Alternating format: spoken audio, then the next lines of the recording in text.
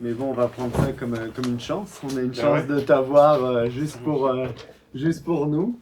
On se disait en préparant, tu me disais qu'à Concordia, il y avait un peu plus de monde hier, c'est ça? Ouais, ben oui, ça varie tout le temps, dépendant des circonstances. Ben oui, c'est Cinéma Politica là, qui est comme un truc qui attire beaucoup de monde normalement. Ouais, c'est ça. Qu'on ne portera pas de jugement sur l'Université de Montréal non, et sur notre non. capacité à mobiliser les masses, Là, mais voilà. Je pense qu'on va quand même avoir une discussion intéressante, à la fois tous les deux et avec vous aussi. Hein, donc évidemment, n'hésitez pas tous et toutes à intervenir quand vous le souhaitez. Le pari que moi je veux faire un peu dans la discussion qu'on va avoir, c'est de se dire, évidemment, il y a un sujet qui est très fort et on a envie de rentrer dans le sujet tout de suite, hein, qui est notamment, qui pose frontalement la question de la violence, de la légitimité de la violence, du monopole de la violence par les forces de l'ordre et de sa réappropriation par les manifestants, par les citoyens et citoyennes. Et en même temps que ici à l'OCQ, c'est aussi intéressant qu'on ait la discussion sur comment ça se fabrique un film comme ça, donc que ça soit pas une discussion qui remplace l'autre, mais qu'on arrive à mener un peu les deux en même temps.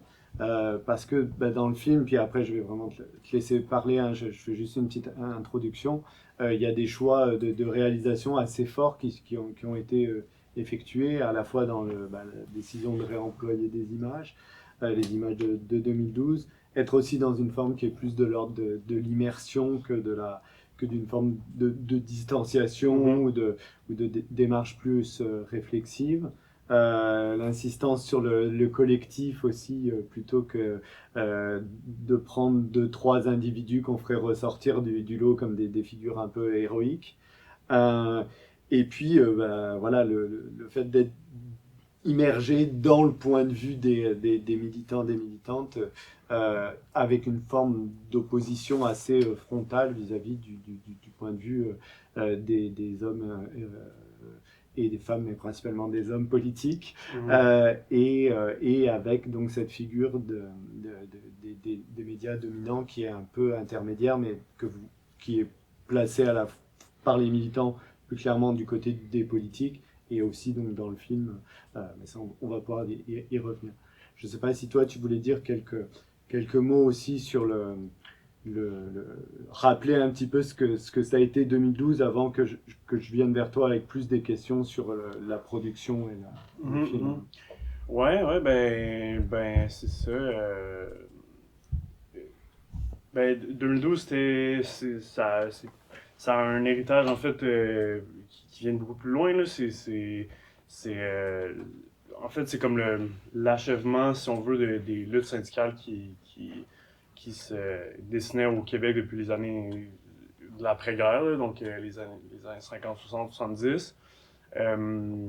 Puis c'est vraiment issu de cette tradition-là. Après, c'est aussi l'éducation de 2012 s'est faite comme dans les luttes de 2005, 2007. Puis tout ça, des petites grèves étudiantes qui touchaient à comme des enjeux beaucoup internes aux questions étudiantes. C'est comme des questions qui touchaient les bourses, les prêts, tout ça.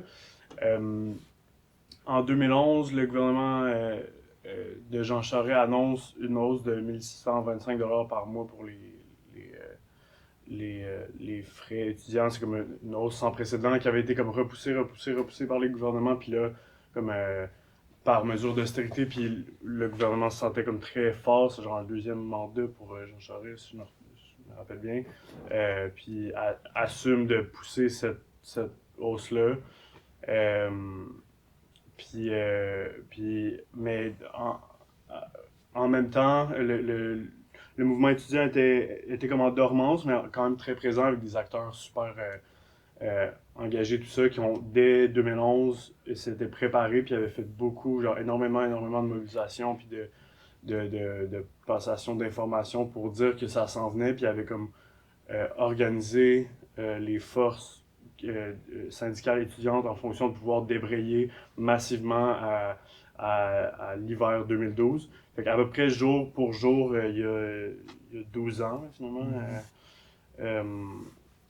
Ouais, c'était à la mi-février, je me rappelle pas exactement quelle date, mais fait que voilà, fait que là, à partir de là, c'est quelques cégeps qui tombent en grève, quelques universités, les plus militantes, puis de fil en aiguille avec la répression de ces des piquetages, tout ça, il y a d'autres universités, cégeps qui embarquent, puis pour atteindre un espèce de bastion d'à peu près de 50 à 200 000 étudiants qui vont aller et revenir en grève jusqu'à l'automne de 2012. Donc, c'est ça. Puis au-delà de ça, c'est la, c'est ça représente aussi le plus gros moment de mobilisation au Québec dans les 40 dernières années, si on veut, après la crise d'octobre et tout ça. Là. Puis où c'est comme on a comme ouvert un nouveau chapitre pour les luttes politiques ici, là, puis pour ce qui était possible de faire ici. Fait que, ouais, ça, c'est le contexte de la grève. Puis nous, euh, ben, c'est ça, 10 ans plus tard, on voyait qu'il y avait comme personne qui voulait faire comme ressurgir cette mémoire-là de la manière dont nous, on l'avait vécu. Puis, donc, du côté des gens qui s'organisaient à l'époque. Puis c'est pour ça on a décidé conjointement avec Rodrigue Jean de, de commencer à penser à une œuvre qui pourrait comme honorer à la fois les gens, puis aussi faire inscrire le mouvement pas juste dans une espèce de lutte libérale économique, mais aussi dans son contexte politique puis révolutionnaire au Québec. Excellent. Voilà. Donc oui, c'est ça, c'est vraiment l'idée du film, c'est un moment de commémoration, donc il est 10 ans après, où en fait on sent que cette commémoration elle n'a pas vraiment lieu, ou dans tous les cas elle n'a pas vraiment lieu, enfin elle a lieu un peu sous le ton d'une forme de normalisation, et pas véritablement de dimension subversive, politique un peu radicale. Et donc le film s'inscrit dans cette volonté-là.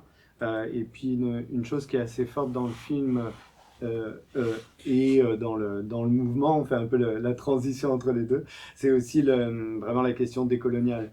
Ça veut dire que une des hypothèses fortes du film, c'est de faire remonter aussi l'importance de la question décoloniale dans les luttes sociales et culturelles au Québec aujourd'hui, a aussi ce moment de 2012, ou de considérer que 2012 a été comme un accélérateur ou un moment où il y a des choses qui se sont passées à ce moment. Ouais, c'est ça. Ben ouais, pour nous, c'est important justement dans ce qu'on voulait inscrire le film comme dans son. Puis la lutte dans l'actualité de la lutte, dans une continuité, là, comme voir 2012 comme un espèce de, de, de, de passage, mais qui dans lequel, ou d'époque dans laquelle on s'inscrit encore, mais de voir comment 2012 avait été comme une influence sur ce qui se passe maintenant, ou s'inscrivait dans la continuité, ben, avant ça, mettons, les questions décoloniales étaient presque totalement évacuées des discours militants comme majoritaires ici. Là. Tu sais, on en entendait parler par bribes, les mouvements en Amérique latine, les mouvements étudiants puis les mouvements décoloniaux en Amérique latine faisaient surface ici un peu, mais ça restait quelque chose de marginal.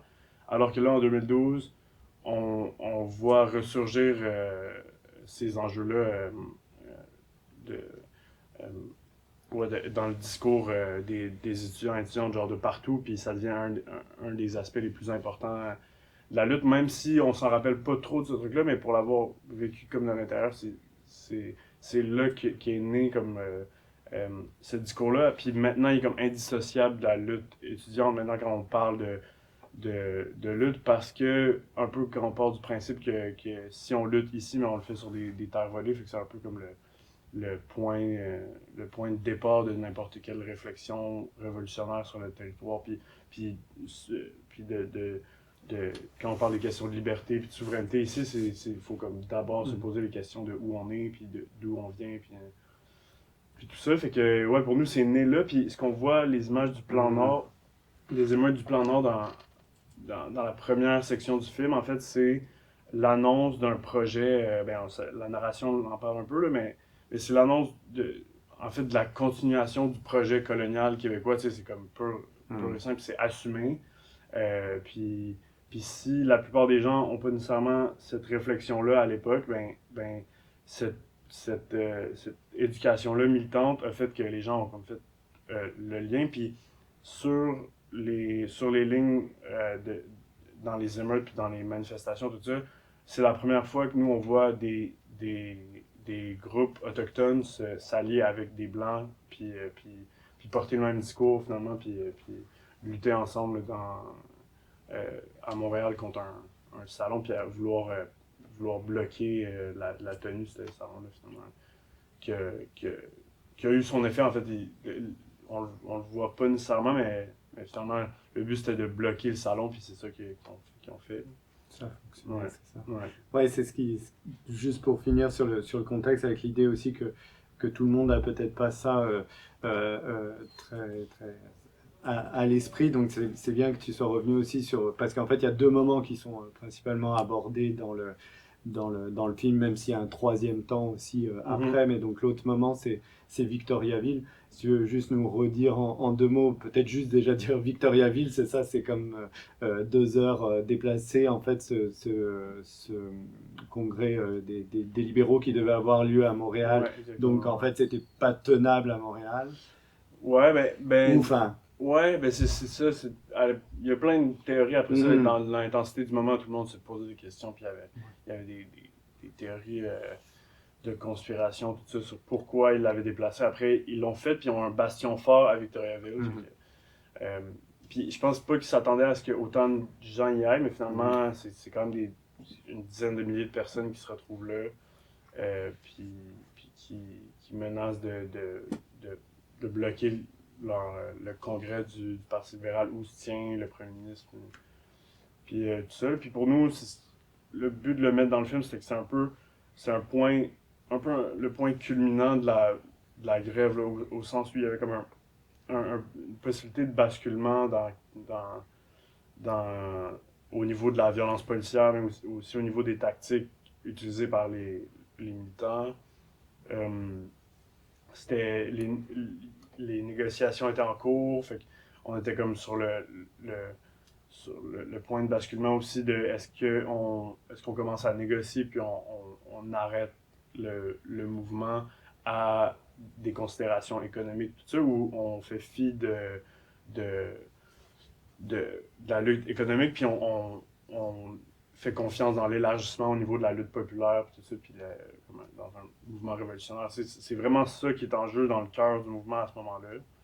Puis pour nous, ce moment-là exemplifie la grève. On aurait pu choisir plein de moments, mais pour nous, c'est comme un point vraiment, vraiment fort. Puis aussi dans un décor un peu, c'est ça, désœuvré, puis un décor colonial, comme on en voit partout au Québec, là, mais des grandes avenues avec des centres d'achat sur les côtés, tout ça. Je trouvais que juste l'image était comme...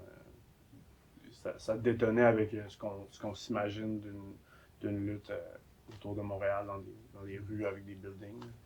Ouais, c'est ça. Excellent.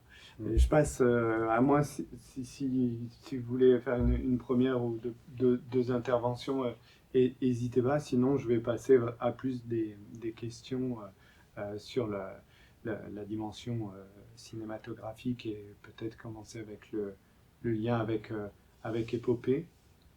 Je continue. Alors, donc,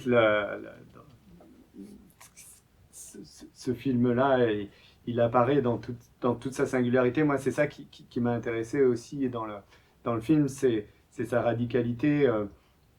dans un moment où en fait il est plus tant question de ce qui s'est passé en 2012 et, euh, mais c'est intéressant de le réinscrire quand même ou de le connecter avec d'autres films à la fois sur 2012 puis après on va le faire un petit peu avec d'autres films sur d'autres sujets politiques mais où il y a des enjeux de réalisation qui peuvent être similaires ou au contraire différents.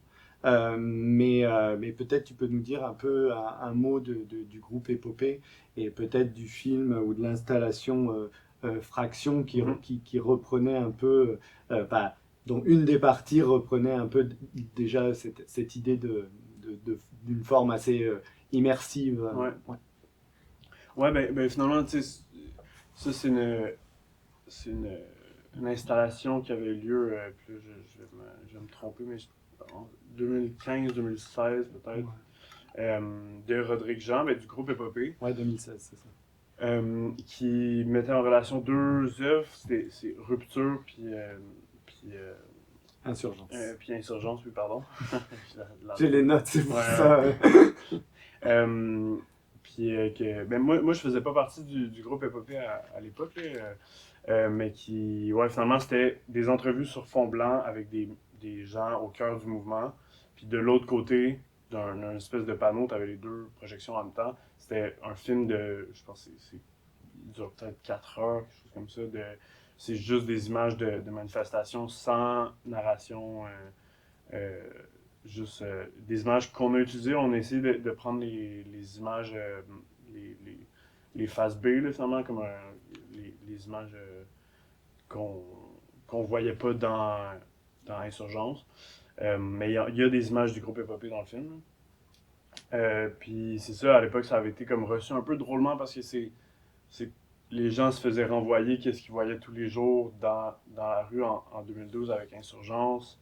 Après ça, Rupture, ça a été comme vraiment intéressant puis vraiment émouvant pour certaines personnes comme moment genre exutoire de pouvoir parler de ces choses-là. Tous les procès avaient été gagnés ou perdus, donc il n'y avait comme plus de poursuites possibles, fait que les gens pouvaient parler ouvertement de ce qu'ils avaient fait à l'époque, donc genre bloquer tout le réseau de métro à Montréal, là, ouais, c'est ça.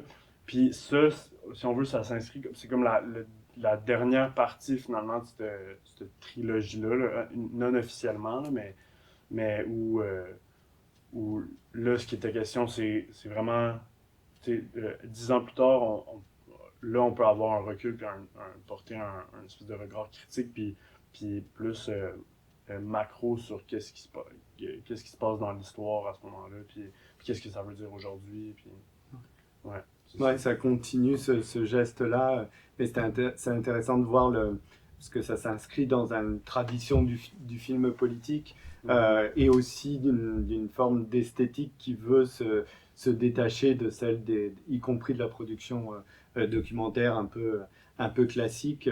Et donc il y avait ouais, déjà ce geste d'essayer de donner une image du collectif, quoi. Mhm. Je pense que c'était assez fort. Ben ouais, c'est ça, ouais, d'essayer de faire le portrait de cette finalement une masse informe comme qui constitue finalement le cœur du mouvement. Là, c'est des gens dont on parle jamais, dont on tag de tous les noms, comme on le voit. Les médias sont pas trop sûrs de comment les appeler, ces gens-là. Est-ce que c'est des terroristes? Est-ce que c'est des casseurs? Tout ça. Mais finalement, ces gens-là, finalement, c'est des gens qui s'organisent, puis qui peuvent un jour être dans des actions directes, l'autre jour être dans les bureaux à faire de la défense légale pour d'autres personnes. Puis ces gens-là, à l'époque, ils travaillent dans l'anonymat, tout ça pour des raisons sécuritaires. Puis il n'y a jamais personne dans l'histoire qui honore la voix de ces Mm. gens-là. On pense tout le temps à des porte-paroles, à des hommes forts, des luttes, puis tout ça. Euh, mais pas l'espèce de masse sans qui le mouvement n'existe pas là, de facto. Fait que pour nous, c'était une réponse à est-ce qu'on va parler de Gabriel Nadeau-Dubois, est-ce qu'on va parler des politiciens de l'époque, tout ça. On les montre, mais finalement, non, pour nous, l'important, puis c'est d'honorer la mémoire de cette masse informe-là, des gens qui s'organisent. Puis, ouais, c'est là où on voulait se détacher de ce qui avait déjà été fait par rapport à 2012 puis aux luttes sociales au Québec. Là. Ouais, c'est ça. Et puis, dans l'idée de donner plus enfin, de mettre plus l'accent sur la pratique militante des anonymes, Ouais, plutôt que d'écouter le discours des porte-paroles. Je pense que ouais, ça exact. fonctionne vraiment bien. Ouais, c'est ça, parce que finalement, dans les commémorations, c'est juste ça qu'on entend. Tu sais, puis alors qu'il y a comme un gros pan de la mémoire des gens qui s'organisent à l'époque qui va être effacé si on la ravive pas, cette mémoire-là, si on permet pas de l'actualiser. Ouais. Ouais, puis tu disais aussi cette volonté aussi d'un point de vue cinématographique de créer quelque chose qui est un peu immersif ou dans tous les cas dans une dimension d'affect ou de... Mhm.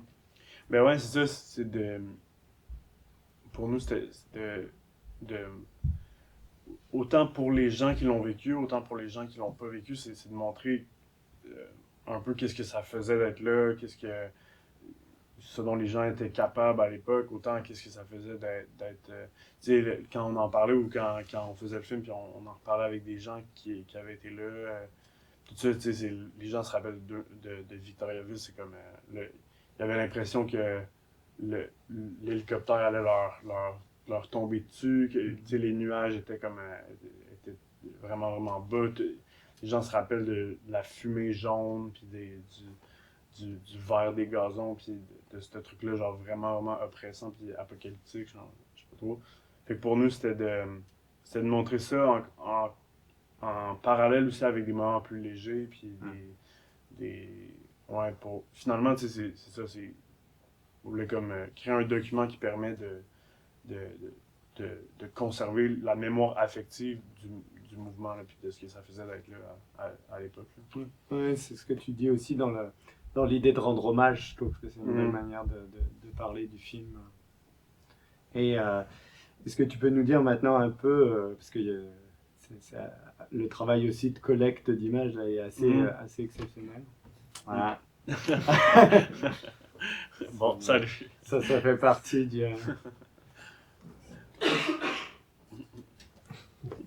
des forces adverses qui Ouais. cherchent à nous faire taire.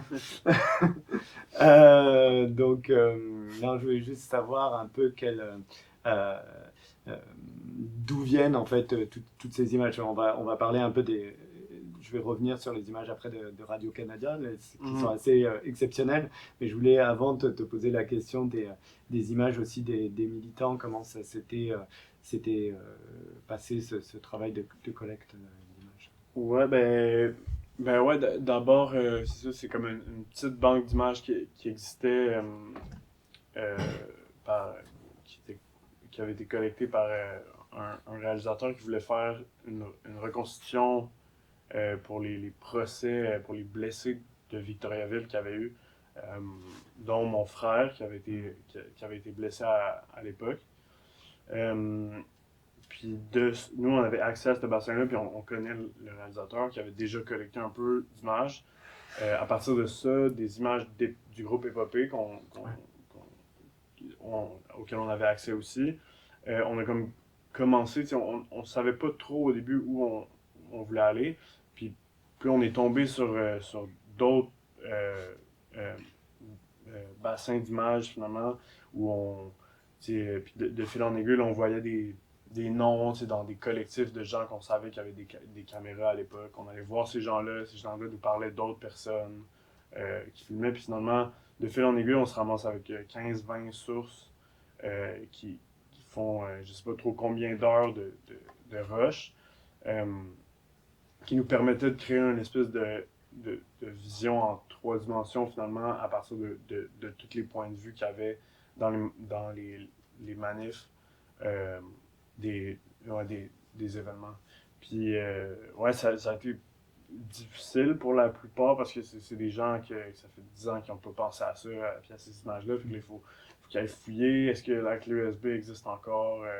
Ça a été comme tout un sport, là, puis c'est jusqu'à la fin vraiment qu'on a comme ajouté des images au film. Là, on se demandait est-ce qu'on peut placer ça. On était vraiment rendu à la dernière minute, puis là, il y avait comme peut-être un angle de plus qui nous donnait comme une meilleure coupe sur un événement. ça, puis ouais, Non, puis ouais, c'est ça, c'est vraiment intéressant ce que tu dis dans l'idée qu'il n'y a pas une phase de recherche documentaire, puis après un temps de montage, et puis peut-être d'ajustement ou de petites choses qui viendraient s'ajouter, mais que c'est vraiment la recherche documentaire mhm, et le processus de montage qui se font en même ouais. temps. Ben ouais, mais c'est ça. Mais ça a été fait dans l'urgence, fait que les deux venaient en même temps, là. C'était comme on entrait en montage. Dès qu'on a eu l'idée, presque, là, on est rentré en montage, là. Puis, ouais. Ouais, et puis tu me disais, vous n'avez pas, en fait, vous n'êtes pas parti d'une sorte de montage un peu large qui aurait fait, je sais pas, une dizaine d'heures, puis que vous auriez réduit, là. Non, non. Ça partait dans l'autre sens, c'est ça, Ouais, vraiment de... ouais, comme en ajustant, là. Ouais, vu qu'on savait. Ouais, c'est un peu un drôle de processus, là. Normalement, on fait pas ça, mais c'est de. Un peu de commencer des petits trucs à gauche, à droite, puis là, des rajouter, puis finalement, ça fait des séquences, puis on les a comme raboutés ensemble, puis ouais, c'est vraiment comme un espèce de casse-tête, là, ce film-là.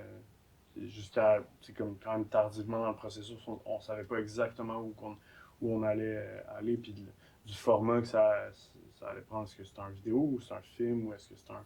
Puis finalement, tu sais, ouais, l'idée c'était de, de faire un long pour pouvoir vraiment comme mettre notre grain de sel dans la mémoire du mouvement, là. Ouais. Ouais, je trouve aussi intéressant, c'est que dans cette recherche documentaire des images, vous avez aussi identifié, c'est ça, comme des personnes qui étaient en train Mhm. de filmer dans les Ouais. images des autres. Ouais, c'est ça, ben oui. Tu sais, ouais, par exemple, dans des images de Moïse, tu sais, qui est une des personnes qui filmait, tu sais, il se promène dans la manifestation, là, il s'arrête pour parler à quelqu'un dans ses rushs, mais il a oublié d'arrêter de filmer. Là, il s'arrête pour parler à quelqu'un qui a une caméra aussi, puis qui ils se connaissent, puis il demande des images. Puis là, nous, on demande à cette personne-là, à Moïse, est-ce que est-ce que tu as encore contact avec cette personne-là? Puis il dit ouais, peut-être en Ontario, blablabla. Là, on trouve son nom sur Facebook, on commence à lui parler, on va chercher. Tu sais, ouais, ça a été ça jusqu'à la fin, là, ce genre de processus-là. Et Ouais. donc tu disais ce que vous cherchez, c'est d'essayer d'avoir le 360 là, donc d'avoir plusieurs Ouais. points de vue. Est-ce qu'il y avait aussi l'idée d'essayer de trouver les images les plus proches plus au contact possible ou d'autres critères? Ben oui, c'est clair pour voir qu'est-ce que.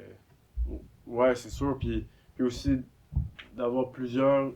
Nous, en fait, ce qui nous intéressait, une fois qu'on avait ça, c'était la question de comment on rend ça intéressant, puis comment on fait pas juste de l'espèce de spectacle de la violence, tout ça. C'est qu'est-ce qu'on peut aller chercher dans des détails, tu sais, genre, pour. Tu sais, qu'est-ce qui se passe sur la ligne de front, puis là, finalement, on a comme un personnage qui revient tout le temps, là, quelqu'un d'un peu plus flamboyant, ou quelqu'un que- qui peut représenter pour nous quelque chose, puis qui crée un espèce de point d'ancrage, puis un personnage, euh, finalement. Puis là, on essaie de le trouver dans d'autres, euh, dans d'autres angles, puis lui il devient comme notre repère, puis notre personnage qu'on va suivre, puis au lieu de créer tout le temps des espèces de gros plans larges sur des foules, puis de se perdre là-dedans, finalement, c'était de créer comme de recréer une histoire, tu sais, finalement, qui est comme, avec des gens qui ont comme une subjectivité là-dedans, puis ouais, qui sont comme des acteurs de ce qui est en train de se passer, là. Ouais, Puis, rentrer dans la... ouais, Ouais. ouais, Mais c'est c'est ça. vrai que tu me disais aussi dans ce que tu as dit là de pas avoir seulement aussi un usage un peu spectaculaire, donc Mhm. de riot porn ou Ouais, ouais. un peu ce qu'on peut trouver comme une image sur les réseaux sociaux parfois de militants, de personnes qui sont engagées où il peut y avoir une sorte de contentement dans l'exercice de Ouais, la exact. violence contre la police. Euh, Qu'est-ce que, ouais, comment vous avez un peu fait d'un point de vue éthique avec ce risque-là? Mais c'est ça, nous, on voulait comme éviter à tout prix de fétichiser la violence pour comme en elle-même là. Pour nous, c'est pas une fin là, c'est un moyen. Fait que y a comme, pour nous, c'est pas d'essayer de montrer uniquement des gens comme dans toute leur gloire, puis dans des victoires. Tout ça, dans les faits, les victoires elles sont vraiment peu nombreuses. C'est vraiment dur de s'affronter avec la police. C'est traumatisant. Les gens en ressortent blessés. Puis tout ça, fait que c'est pas de faire c'est génial, puis tout le monde est content là-dedans. C'est c'est de montrer que la, un peu la complexité de la réalité de la chose. Puis c'est pour ça qu'on va chercher les détails, des fois qu'on retire la musique complètement, puis pas toujours être dans le criard, puis le, le, le spectacle, genre, un peu. En fait, ce qu'on voulait, c'est comme laisser un peu aux gens la liberté de faire ce qu'ils voulaient un peu avec ces images-là, puis de les ressentir, les prendre comme elles se présentaient, puis pas d'essayer d'appuyer sur certaines choses, puis de glorifier certaines choses. Pour nous, c'est comme. On n'a pas besoin de le faire parce on est pour nous, il n'y a pas à glorifier, c'est juste une mémoire qui a honoré. L'histoire est déjà là, on n'a pas besoin de la. Et aussi, on a une forme d'impression au premier visionnement d'un son très brut, très direct là Ouais. dans et puis on voit en fait qu'il y a beaucoup de travail qui a été fait aussi sur la bande sonore. Si tu veux nous en parler un petit peu. Ouais, c'est Jacob Desjardins qui a réalisé la bande sonore. C'est un ami qui fait de la musique expérimentale puis qui, euh, qui travaille avec des synthétiseurs modulaires.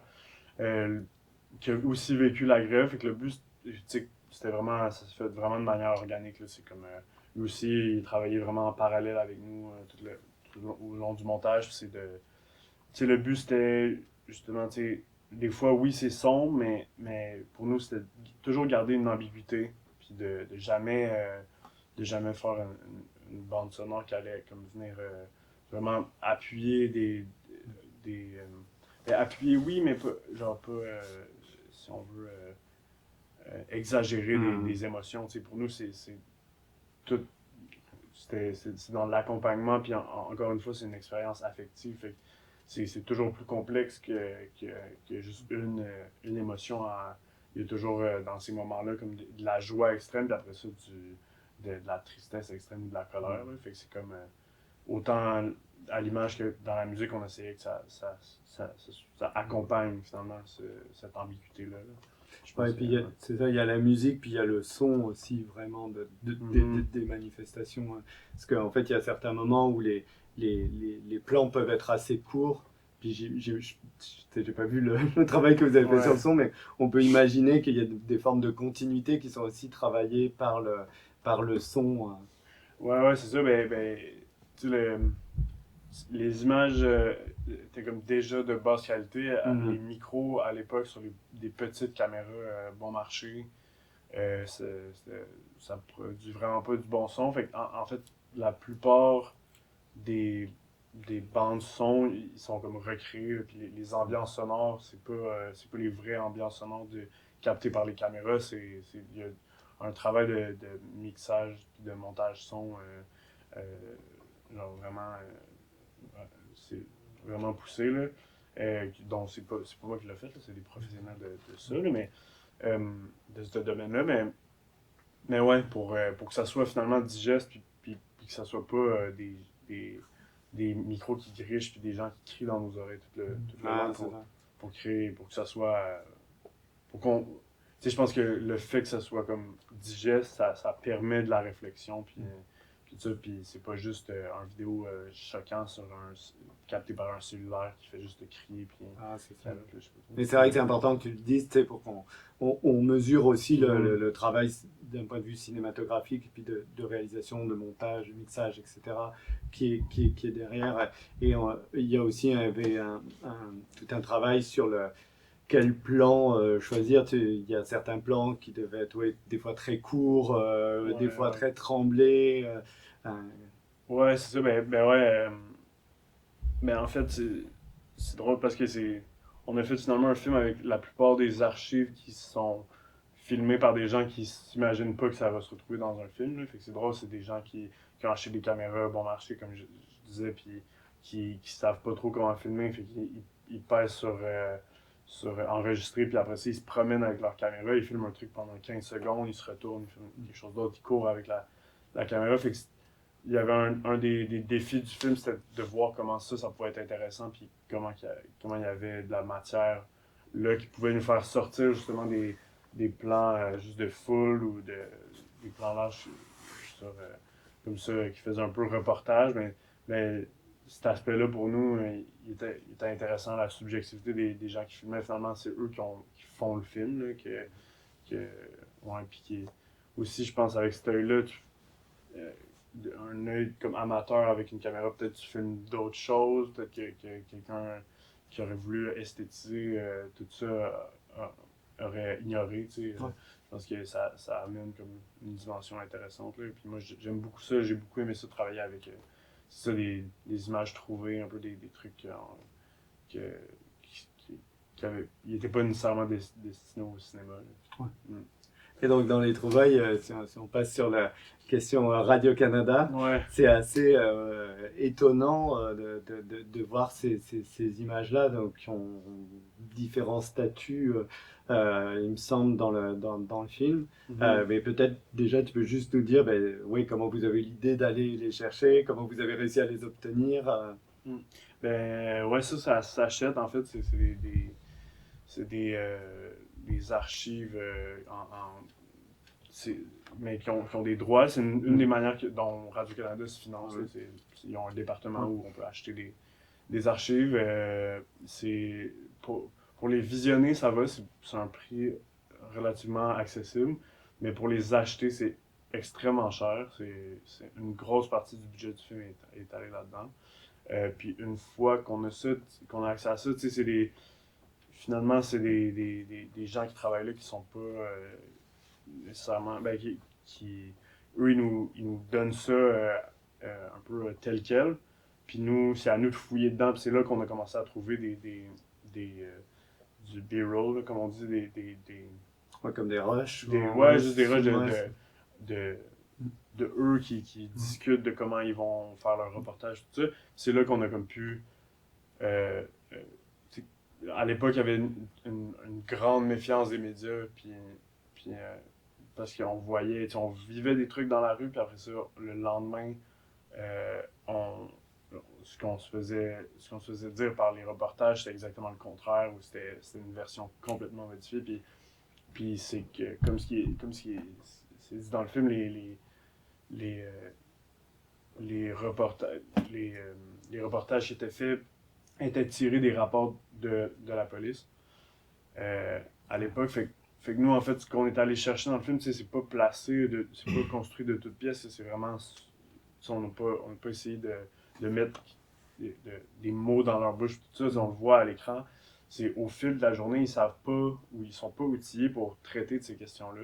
Fait qu'ils se demandent comment, euh, euh, comment raconter ce qu'ils viennent de voir, puis comment construire un discours sur ce qu'ils viennent de voir, qui va être comme en continuation avec leur ligne politique qui tiennent depuis le début de la grève, ce qui était de faire une scission claire entre les étudiants ou les bons étudiants puis les casseurs, ceux qui s'invitent dans le mouvement pour les parasiter. Tout ça alors que n'importe qui est dans le mouvement, au cœur du mouvement puis dans son organisation, c'est que c'est pas comme ça que ça fonctionne. Euh, mais ouais. Ouais, c'est ça. C'est juste pour rester sur le côté Radio-Canada, c'est quand même assez étonnant qu'il vous ait laissé en fait jouer comme vous vouliez avec ce matériau-là. Ouais, c'est ça. Ben, une fois, tu sais, ça fait 10 ans déjà, puis une fois qu'on, qu'on les a achetés, Ouais, ils n'avaient pas de droit de regard ou de suivi là-dessus. non, mais non, on n'a jamais eu de nouvelles d'eux, en tout cas. Puis de toute façon, tu sais, nous, c'est pas pour les ridiculiser, là, nécessairement. Je pense que tu sais, c'est pas de leur Non. faute. Comme je disais, c'est aussi qu'ils sont pas outillés. Puis c'est plutôt cet aspect-là qu'on voulait montrer. En fait, c'est une question pragmatique de. Je pense pas qu'il y a une conspiration derrière la création d'un discours qui est nuisible pour la grève, tout ça. C'est juste que les, il y a- il- on- les grands réseaux d'information ici ne savent pas comment produire de l'information qui. Ouais. Puis, ouais, c'est ça quelque part aussi. En fait, donc le film, il est très critique sur les médias de masse et sur la police et les violences policières. Puis, en fait, jamais vous donnez la parole à la police ou un policier, pas dire les porte-paroles à certains moments, mais qui sont plus dans une forme de ridiculisation de leur propre, Ouais. voilà, de leur propre parole d'autorité. Ouais. alors que quelque part, avec les médias et donc Radio-Canada, en fait, on entend aussi ce qu'ils ont à dire et le fait que c'est des individus qui eux-mêmes sont dans des conditions de travail, eux-mêmes sont dans des difficultés, eux-mêmes se font parler à l'oreillette, etc. Donc, quelque part, il y a aussi il en ressort aussi une construction d'une distance ou d'une différence quand même entre la position de la police et la position des médias, je trouve. Ouais, c'est assez intéressant aussi la manière dont vous avez construit ça. Alors moi je peux continuer, mais je peux faire une deuxième tentative si vous avez des questions. Ouais. Déjà, bonjour et bravo pour le film, j'ai vraiment adoré. Merci. Ma question, elle est plus sur la production. Quand on cherche à faire un film 10 ans après, qu'est-ce qui va changer dans tout le processus créatif, dans peut-être le dépliement de la narration de montage, dans la recherche d'images et dans tout ce qu'on... Qu'est-ce que ça peut permettre, quelles contraintes ça peut amener, et qu'est-ce qui va changer par rapport à un film qui serait plus en réaction quelques années après. Ou même quasiment en prise directe. C'est ça, ou en prise directe, qui se fait beaucoup dans les manifestations actuelles. Ben ça permet plein de choses. Ça permet de le mettre dans un contexte global puis dans une continuité de la lutte comme la narration le fait un peu. On n'aurait jamais pu parler de ce qui s'est passé avec les émeutes aux États-Unis.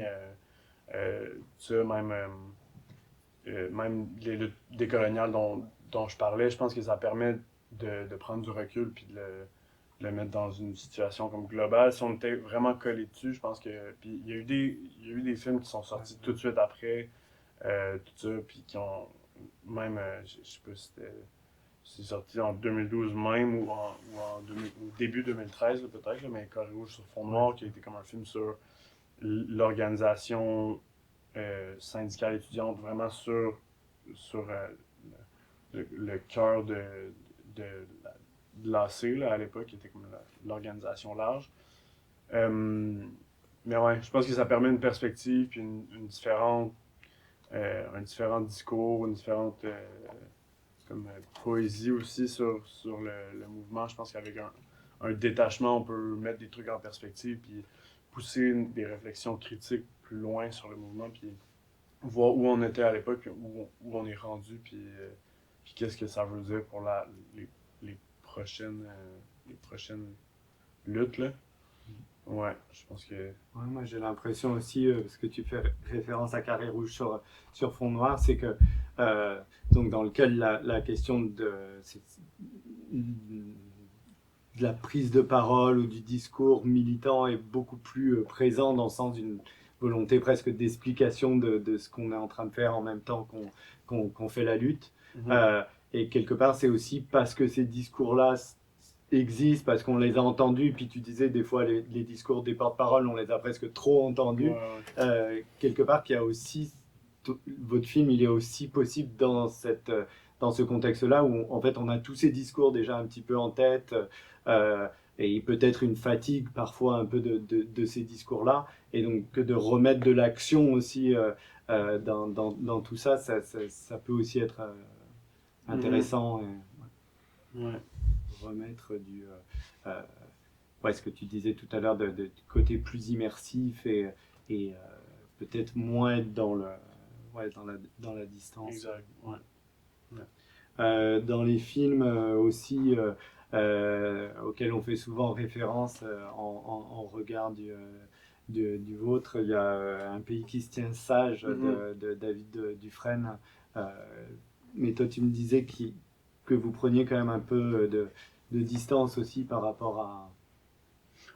donc peut-être juste pour redire un peu à tout le monde, donc il y a un film sur les violences policières, donc un film de 2020 sur les violences policières en France avec le mouvement des Gilets jaunes. Faudrait que je le revoie tout ça, mais oui, c'est ça, je pense il va en avoir il va commencer à en avoir quand même beaucoup là. Nous on est comme au début de cette vague là, mais des films d'archives sur des événements, eux ils placent des gens qui se regardent comme dans une salle, il y avait des aspects intéressants tout ça, mais c'est quand même vraiment différent. Nous encore une fois, là, t'as des têtes parlantes, c'est comme plus, même si c'est vraiment intéressant ce qu'on fait, je pense, mais c'est comme, on est plus dans un documentaire classique où on met comme des idées en parallèle, ils font parler autant des policières que des manifestants pour un peu peser les pour et les contre. Je pense que c'est un travail très journalistique, tandis que nous, c'est comme, je pense que c'est un essai strictement cinématographique, euh, puis donc on a beaucoup plus de liberté à ce niveau-là parce qu'on n'a pas la prétention de faire du journalisme, de présenter la vérité ou les faits ou je sais pas trop, ou de peser les pour et les contre, les ouais. Je pense que nous, c'est purement subjectif. Là, on assume qu'on est du côté des gens qui s'organisaient à l'époque. Puis ouais, puis c'est vraiment ouais, c'est comme une œuvre à portée artistique plutôt que journalistique. Là. Ouais, et puis c'est ça, cette tradition du film militant qui en fait a comme une forme de continuation de la lutte en elle-même. Et donc c'est dans ce sens-là aussi, je pense que les, euh, euh, les références, si références doit y avoir, étaient plus du côté des films 68 arts, post-68 arts, pas seulement en Europe ou en Amérique du Nord, mais aussi en Amérique du Sud, je pense. C'est ça. Ouais, un des trucs qu'on a beaucoup, que moi j'avais regardé comme quelques années avant là, de le faire, puis qui m'avait beaucoup marqué, mais beaucoup pour, tu sais, c'est une esthétique qu'on connaît, mais j'aime beaucoup le temps des brasiers de Fernando Solanas, qui est comme un film très militant sur 68, là, c'est comme il met de la propagande, c'est des gros titres qui flashent avec des images de violence coloniale, puis c'est comme un appel à la mobilisation, tout ça, puis c'est un film qui est destiné à montrer à des masses comme ouvrières pour les soulever. Là. Ouais, je trouvais qu'il y avait quelque chose d'intéressant là-dedans, c'est comme très très brut, là, c'est genre, puis à la fois ça crée quelque chose de ouais, je sais pas. Avec le recul, c'est comme très beau aussi. Je sais pas si les gens le percevaient comme ça avec un regard esthétique à l'époque, mais, mais ouais. Puis encore là, c'est un film 100% à partir d'archives, de bobines grappillées comme par-ci par-là avec des gros titres, des gros flashs de couleur rouge, puis très, ouais, dans la sauce de l'époque. Ouais. Mais, ouais. Euh, ouais, on parlait aussi de Concerning Violence, qui est donc plus oui, qui est aussi un film, enfin, qui est un film qui reprend donc le discours de Fanon, de Frantz Fanon, donc à une perspective assez euh, militante, décolonialiste et aussi sur sur le rapport à la violence, et qui reprend donc des images aussi d'archives, principalement en Afrique, hein, dans ce cas-là. Ouais, c'est ça. Ouais, qui est narré par Lauryn Hill. Ouais. Encore là aussi, on voulait voir qu'est-ce qui s'était fait dans les dernières années au niveau comme des films d'archives, là, purement d'archives, puis comment on peut utiliser comme des images finalement pour les mettre en relation et parler d'autres choses, là, mais ouais, c'est comme ça a été un des trucs qu'on a comme regardé, mais que j'ai regardé au, au moment du montage là, pour savoir un peu comment s'orienter. Tu sais, je pense que c'est important quand on fait quelque chose comme ça ou euh, de, de savoir où on se situe exactement, puis pour pas reproduire quelque chose qui a déjà été fait, mais autant aussi de savoir dans quoi on s'inscrit, puis nous c'est comme un peu dans la même veine, si on veut, de ce genre d'essai politique là. Ouais. Ouais, c'est ça, alors que le rythme de Concerning Violence, notamment, est beaucoup plus lent dans le. C'est ça, dans le. C'est plus dans l'évocation. Ouais, exact. Mais en même temps, avec ouais, la question de la violence aussi, à la fois exercée, dans ce cas-là, c'est plus par les armées coloniales ou dans une période de décolonisation qui se passe par une guerre, et aussi de réappropriation ou d'appropriation de la violence par les citoyens qui essayent de se décoloniser. Tu avais une. Oui, Ouais, vas-y. merci pour ce moment. Moi, justement, c'est plus sur ma réception la réception cinématographique, mon expérience cinématographique, dans le sens où j'ai été... alors, je parle un peu de moi, mais... parce que ma mère a vécu mai 68 et elle a été à la Sorbonne, donc elle avait la vingtaine. Et elle l'a vécu, mais d'une façon un peu à côté, où elle voyait plutôt que c'était les enfants d'eux qui s'énervaient contre le système, mais qu'après ils allaient travailler pour leurs parents issus du système. Donc elle m'a souvent dit un discours que j'entendais pas à la télévision ou à l'école.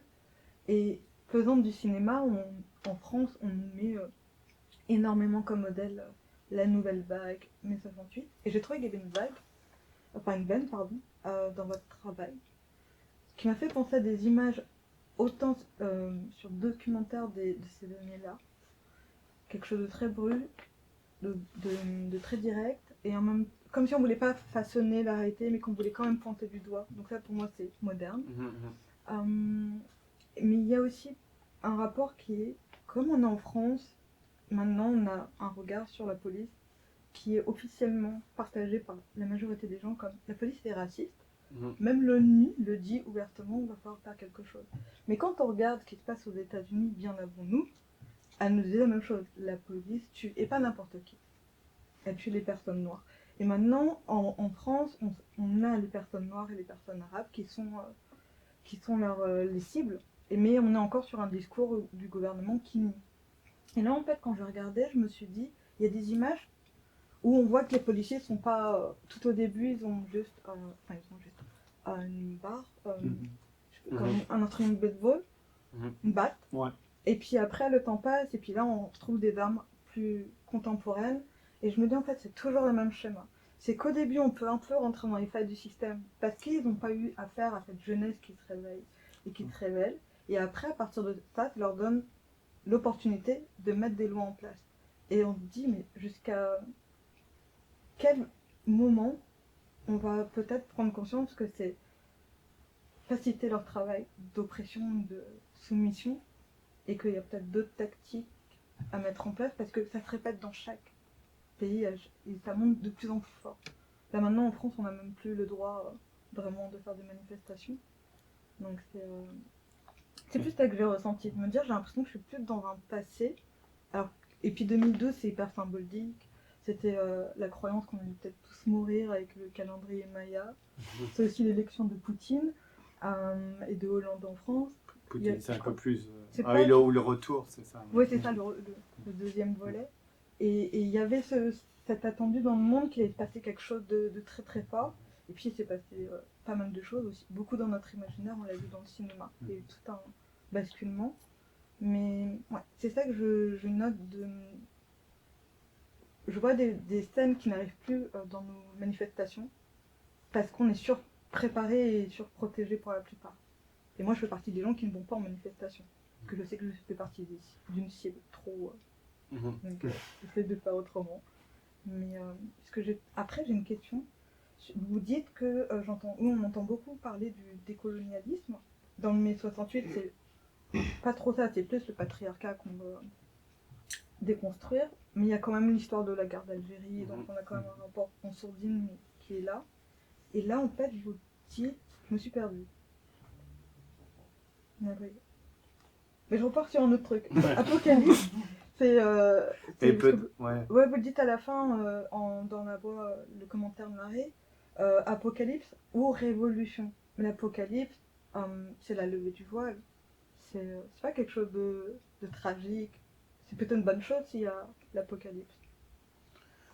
Ouais, ben c'est ça, de là, c'est le texte comme une œuvre collective, là, de là aller chercher la signification de cette phrase-là précisément, ben c'est comme une citation, là. Ouais, je saurais pas comment répondre. Pour moi, comme c'est comme est-ce qu'on attend la fin un peu avec comme les bras croisés, ou comme est-ce qu'on accepte comme la retenue de la fin tout le temps puis des mesures exceptionnelles tout ça, ou on prend les mesures en main puis on essaie de créer une vie qui est comme désirable. Pour moi, c'est là où il y a comme une une opposition là, dans les termes. Là. Je pense que c'est ça qu'on voulait dire par là. Oui, moi je l'ai Ouais. très bon, premier degré, Mhm. apocalypse, hébreu, je me dis, Ouais. tout va bien. C'est qu'on peut plus vraiment nous mentir. Et puis, Ouais, et après, puis t'as aussi dans ce que tu as dit sur je pense que je reviens sur ce que tu as dit au début sur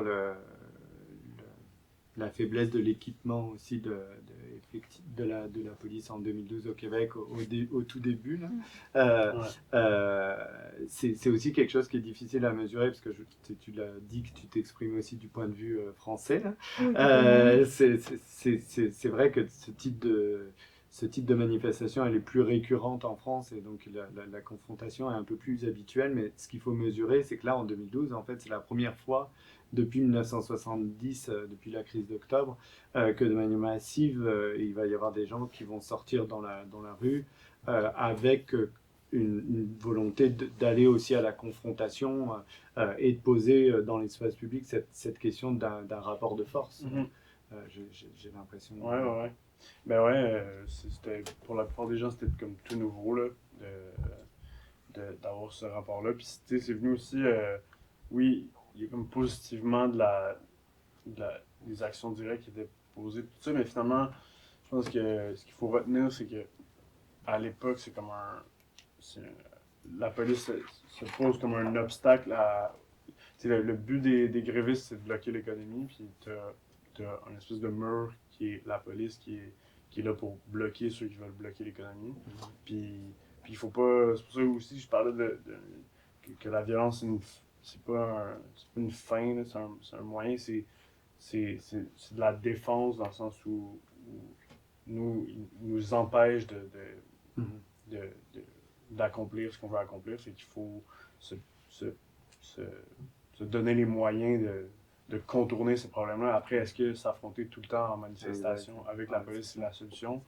Peut-être pas, c'est peut-être d'être deux, trois coups en avance, pour pouvoir les déjouer. Moi, je pense que c'est plus là que la solution, où est la solution. Là. Puis dans les blocages, c'est finalement comme c'est c'est moins en bloquant des rues que des infrastructures qu'on affecte l'économie pour de vrai. Fait que c'est tous des trucs que je pense qu'on apprend quand on regarde les images, puis on voit cette espèce de flow-là sans cesse d'affrontement, puis il y a comme du non-sens qui se dégage finalement de ce va-et-vient-là. Puis on réalise un peu que, c'est qu'on s'affrontait avec la police tout le temps comme ça, il y aurait pu avoir des chemins de fer de bloqués, puis des ou je sais pas, des blocages totaux comme en France un peu, où toute l'économie est comme paralysée. Je pense que c'est là qu'on voit des vrais basculements là, versus. Ouais. Oui, puis c'est ça, c'est un risque que le film court aussi à certains moments de trop mettre l'accent sur la police, puis justement sur l'idée d'une ligne et puis d'une confrontation directe, et en même temps qui quand même, il y a la profondeur du rapport à Victoriaville et au congrès du Parti libéral, où c'est une référence qui a déjà été faite à propos du film là, sur le temps des bouffons, un peu cette représentation aussi de cet autre côté, et puis dont on se moque aussi dans le film. Ils sont un peu tournés en ridicule aussi. Ouais, c'est ça, c'est sûr. Ouais, c'est ça. Ben oui, il y a comme on se les fait dire souvent, et après, comme je disais, on s'est parlé, c'est comme c'est un peu inconscient, je pense, ça. Puis ouais, évidemment, c'est un peu comme la même classe politique aussi, là, c'est le Parti libéral, c'est le Parti libéral aussi qui est ridiculisé dans l'original de Pierre Falardeau. Après, ouais, c'est ça. C'est un peu différent parce que c'est encore plus comme désœuvré, j'ai l'impression. C'est dans un palais des congrès, en plein milieu de nulle part, dans une banlieue de banlieue, avec des gens, c'est ça, c'est probablement comme c'est des gens qui ont jamais vu de manifestation de leur vie, qui ont aucunement conscience de la lutte. C'est pour ça que c'est bizarre ici, les luttes sociales, c'est que, en fait, ça fait même pas partie de l'imaginaire, souvent. Fait qu'on voit des gens qui savent pas trop, qui pour eux, Jean Charest ou tout ça, c'est un politicien comme un autre, puis pour eux, ils n'ont pas justement cette espèce de contexte-là. Mais c'est vrai que ouais, peut-être juste une dernière chose aussi en faisant des liens avec le cours pratique documentaire dont la plupart des participants la plupart des participants suivent et participent. C'est aussi puis tu l'as bien dit déjà, hein, mais c'est quand même la question du point de vue. Moi, elle me semble vraiment centrale dans le film et c'est cette idée.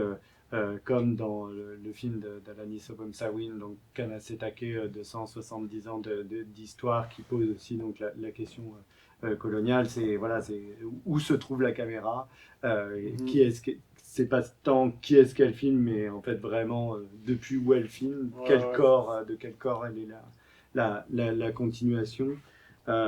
Et aussi la référence qu'on a pu voir à Journal de campagne d'Amos Gitaï, donc cette séquence dans laquelle en fait Gitaï va au contact de l'armée israélienne et à ce moment-là se joue une violence qui est à la fois physique et symbolique sur les limites de la représentation. À la fois, on peut pas tirer directement sur la personne qui tient la caméra parce qu'on n'est pas en dictature, et en même temps, on veut pas la laisser continuer à filmer, donc on la repousse, on met la main sur la caméra, et avec Gitaï, ça s'arrête à peu près là, et le plan peut continuer pendant une dizaine de minutes, mais dans votre film, c'est plus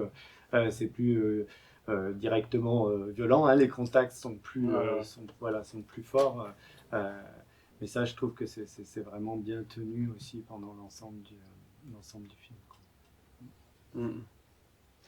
Ouais. Ouais, petite dernière question, parce qu'après je pense qu'on va pas être loin de l'heure. Vas-y. Moi, c'est deux phrases qui m'ont vraiment marqué. J'étais vraiment contente que vous ayez réussi à les capturer. C'est pour nos enfants, ça c'est le propos.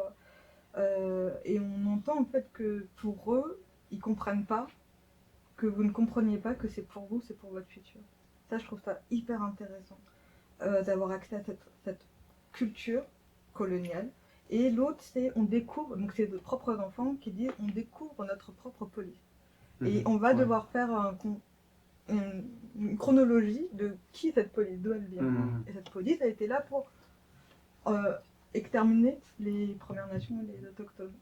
Et c'est dans tout le monde, tous nos pays ont le même constat. Pourquoi on a une police dans notre pays qui est censé être le meilleur métier au monde comme médecin ou avocat, et en fait on se rend compte qu'ils sont là pour le système. Et quand on voit les enjeux qui sont sur notre futur écologique, quand ils sont chopés, les politiciens ou des gens issus du gouvernement, sur des corruptions, des choses graves, il n'y a jamais la peine qui est attendue. Pourquoi ? Parce que tout a été pensé par ce système. Et c'est ça, pour moi, l'endroit où il faut aller. Et plus que les lieux, parce que les lieux sont de l'argent, ils vont le refaire. Les lieux, c'est nous qui s'embêtent en premier, puis ils ont les médias de masse. Mais là, l'ère où on est sur le personnel, on a notre téléphone et on peut suivre une personne qui va nous dire l'information, son information. On se détache un peu du média de masse, mais on va, je pense, retrouver les mêmes dynamiques parce qu'on reste dans la cognition humaine. Ça aussi, c'est des pistes que j'ai adoré que vous souleviez dans votre travail. Donc, merci. Merci à vous. Merci Arnaud d'avoir joué le jeu de cette séance et de cette sécu. C'est très plaisir. Merci. Yes.